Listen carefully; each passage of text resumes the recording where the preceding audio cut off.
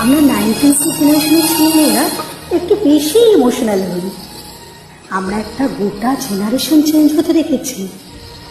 25 পয়সা থেকে শুরু করে 25,000 টাকার রাস্তা আমরা পার করেছি।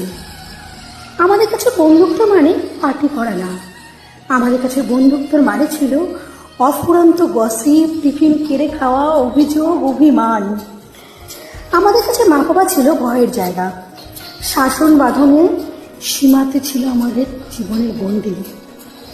তাই হয়তো আমরা অল্পতেই আনন্দ পাই আর স্বল্পতেই সন্তুষ্ট হই। বেতের লাঠি ছিল টিউশন টিচারের সারথি, পড়া না পারলে স্কুলে যাওয়ার ভয় ছিল আমাদের মনে। আমাদের সময় ভালোবাসার ডেফিনিশনটাও ভিন্ন ছিল না, এখনের মতন 2 মাস পর পর ব্রেকআপ হতো না। আমরা এফোর্ট দিতে জানতাম, এফোর্ট দিয়ে দিনের পর দিন সম্পর্ক টেনে নিয়ে যেতাম। আমাদের কাছে ভালোবাসা ছিল ইগোর আগে। আমরা প্রেম করতাম অন্ধের মতন, অঙ্কের মতন নয়। আমাদের বর্তমান যুগের লজিকের দুনিয়াতে সেই 90s ম্যাজিকটাকে আর খুঁজে পাই না, কোথায় যেন হারিয়ে গেছে। এখন মানুষ যান্ত্রিক, এখন মানুষ যন্ত্রে পরিণত হয়েছে।